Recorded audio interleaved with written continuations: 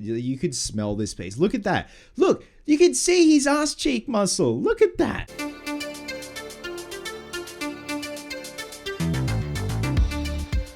Hey guys, welcome back to a brand new video here on the channel, and welcome back to another Screen Used Props Where Are They Now video. Today we are going to be checking out some Screen Used Friday the 13th props. Obviously I've done my Elm Street one, done the Halloween one, did a cheeky Batman 89 one for the 35th anniversary, but we have 10 listings to look at today, as well as some honorable mentions. So sit back, relax, Kiki Mama, and this is Friday the 13th, Screen Used Props, Where Are They Now? Now, of course, as always, with these videos, I want to give some honorable mentions, but also show off some of my collection. Now, this piece you see right here is a casting that comes from a mold that was used for Freddy vs. Jason.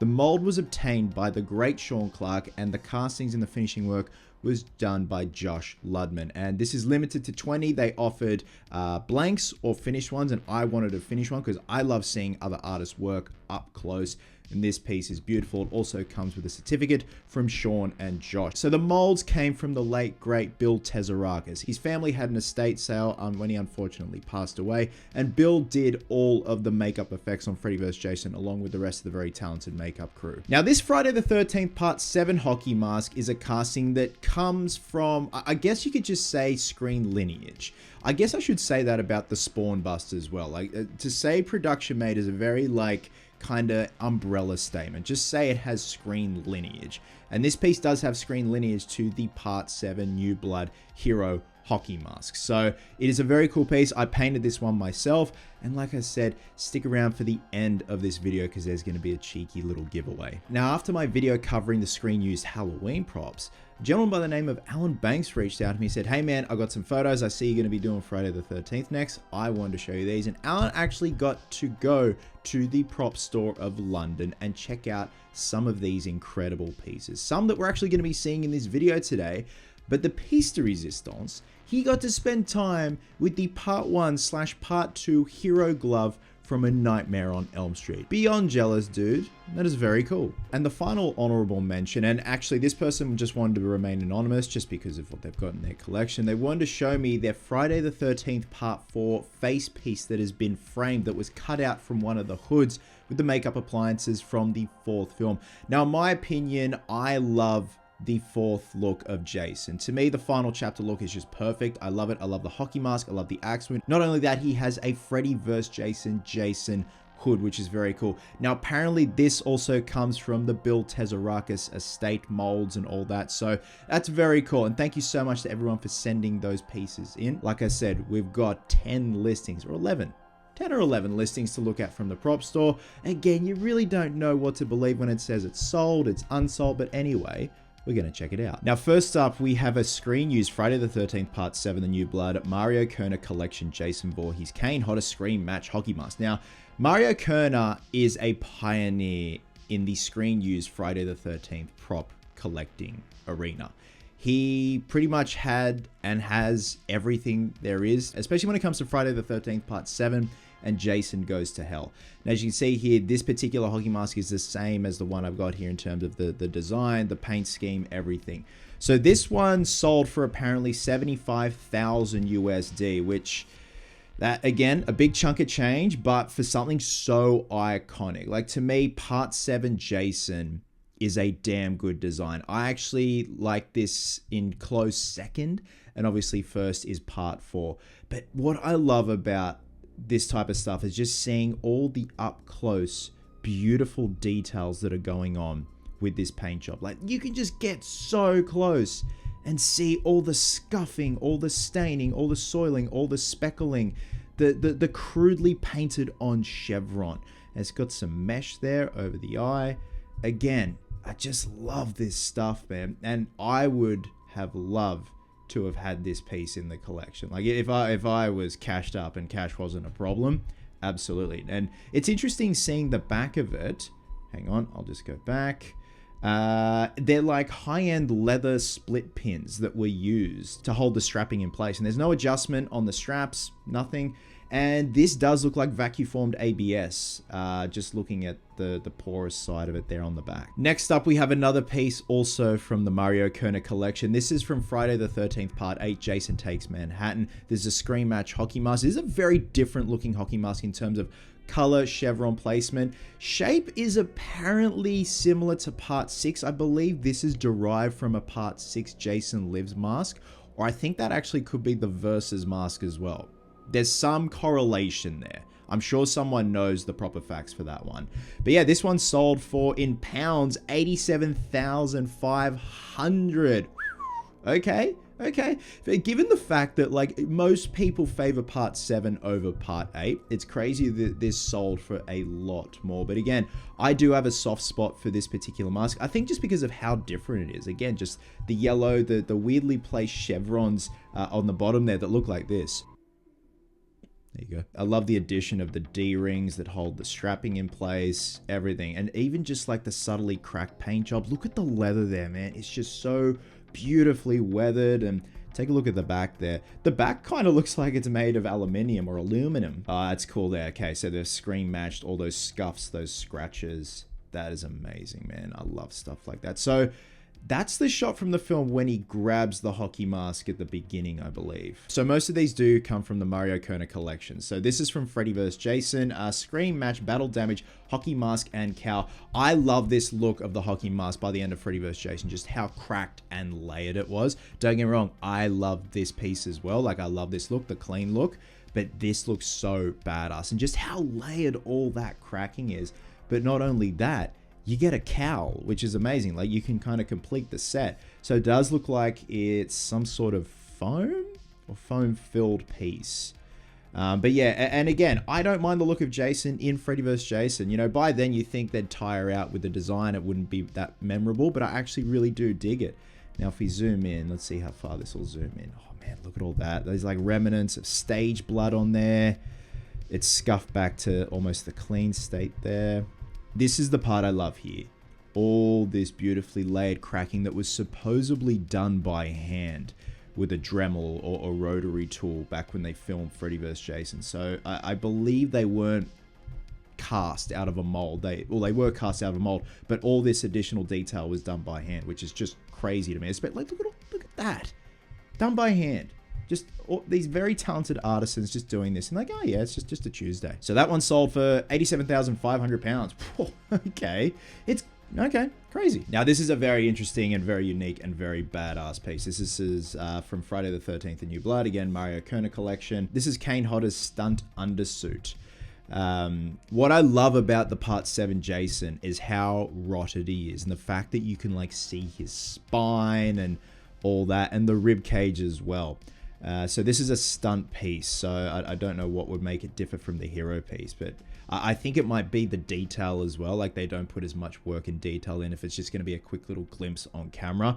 But regardless, look at that. I know it's like obviously rotting away, so that probably helps with how gnarly it looks, but the rib cage is there. I do believe the spine is missing. Yes, that's right. It looks like he's like blown a massive fart. It's just blown the back of his pants out. Was this for the fire sequence? Okay.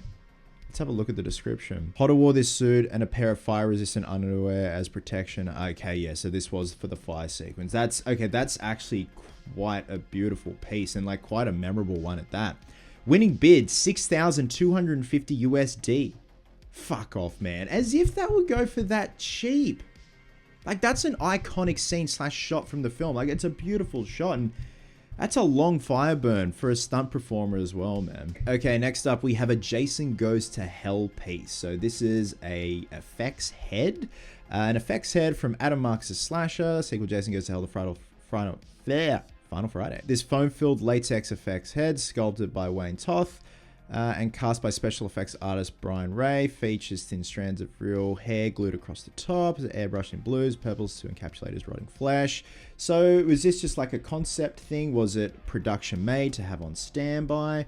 And by the looks of it, let me just zoom in there. Has that been cut out, or is that okay? That's part of the casting. So it looks like it's been pulled from the mold, and obviously the artists have gone in and painted it up. But you can see like the raw casting of where the spillover reservoir is, where there's excess foam, and stuff like that. So I guess you could say it's just production made, or it was just a casting they had laying around, and you can see the foam all starting to deteriorate there. Given the fact that some looks of Jason aren't as memorable as the others, you got to give it that they're all unique and they're all beautiful, and everyone has their favorite look, which I dig. Next up, we have a Freddy vs. Jason Scream match costume and autograph padded undersuit. So this is interesting. Ken Kirzinger wore a padded suit, supposedly. You see we've got the burlap jacket there. I remember after Freddy vs. Jason came out, New Line Cinema were doing the auctions for not only the Jason stuff, the Freddy stuff, gloves and everything. A few friends of mine managed to score some of those pieces dirt cheap back in like 2003, 2004. It was ridiculous, and now they're worth an absolute mozza. You see his boots there. I do believe they were custom soles with a bit more lift in them, just so he had a bit more height over Robert, even though he's a rig enough as it is. But if we go to the muscle suit section, yeah, he's got like padded thighs, and it's signed by Ken Kirzinger, Jason, Freddy vs. Jason. Which is crazy. Like, he's a unit enough as it is. So that sold for £25,000. Yeah, rightfully so. Next up, we have a piece from Friday the 13th, Part 6, Jason Lives, which in my opinion is a severely more appreciated Friday the 13th film now. Like, it's so like meta and silly. I dig it. I actually dig the look of Jason, even though he's got like an airsoft belt and like gardening gloves on. But the hockey mask is great. Simple as it is, I do love it. Screen matched hero hockey mask. So this is very cool. Again, simple in this design, but seeing all these beautiful details up close. Like if we zoom in here, look at that. Oh, bit of blood, bit of speckling, just these subtle little scuff marks. Like, obviously at the time when they're making these pieces, they don't fucking care. They're just making a prop. They got to get work done. See some of the chevrons chipped off there. Let me take a look at the back there. I'm pretty sure this is vacuum formed too. It's just interesting. There's no adjustment buckle on the straps either. Now, do they have screenshots to... okay, yeah, okay. They've really done their homework. Like, as subtle as it is, they got the hole there as well. Now, here's another Jason Goes to Hell piece, and this is badass. This is like the burnt undersuit that Kane Hodder wore under his wardrobe. So this looks to be foam latex. And look at that sculpting work, like just the sagging of the skin and the just how rotted Jason is. You could smell this piece. Look at that. Look, you can see his ass cheek muscle. Look at that. The spine and the ribs just look disgusting. Like, kudos to the effects crew for this. So this one supposedly sold for £3,750. Again, not much. We got an autographed Jason Goes to Hell hockey mask. 225,000. What? What the fuck? Again, you can't pick it. That is insane, man. I remember back in the day when I thought Jason's hockey mask in Jason Goes to Hell was like chrome, just from like all the promo stuff. Like, this is interesting and great, but holy shit. So it's supposedly that piece there. And that's why I thought it was chrome, just the way they've lit it and shot it there. It just looks so different. I'm not sure if I agree with like signing the front of a prop, if it's the back or if it's obscured or if it's like under a wardrobe piece, sure. But I don't know, man. Like, there's some people who are just like, yeah, that's fine. I don't know if I could do that. Like, if I had the Part 7 hero or a Freddy vs. Jason hero hockey mask, I wouldn't get Kane Hodder or Ken Kirzinger to sign the front. I get him to sign the back. And the last piece we are looking at today is a Friday the 13th Part 6 Jason Lives hood. So this sold for $8,125. Now, if we take a look at these photos here. So again, they cut the face out of these hoods so the actor just has a bit more breathing room and it's a bit more comfortable for him. And it's essentially just like a cowl. It's like a Batman cowl or a Phantom cowl for that matter. I love how like zombie-like Jason is in Part 6, especially when he's resurrected by Tommy. And then you see the actor there. Now, what's interesting, friend of the channel, Billy Kirk, has put up a post a couple of days ago with a casting from Part 6 that is pretty close, if not a spot-on match to this piece. And he goes on to say, Jason Lives Friday the 13th Part 6 bust, cast off one from the movie mold. 1:1 scale, made from fiberglass, super detailed. This is called Bradley, based off Dan Bradley, who was originally cast as Jason in the movie. If you look closely, you can see the line where the face was supposed to be cut out. The hood part is what you saw through the entire movie. And there are photos right there of his particular casting which is very cool. Like, and you match up all those details and it looks like a pretty bang on match. And there you go, guys. Those are some screen used Friday the 13th pieces and where they are today. Now, like I said, and I hope you guys stuck around for this part of the video, I'm going to do a bit of a giveaway just as a thank you for the incredible support and just how awesome you have all been with this second channel. And I love doing content on this channel. I love talking props, movies, all that stuff. Now, obviously, I showcased this casting here of a Friday the 13th Part 7 Jason hockey mask. Well, I have another one, and I'm going to give this away.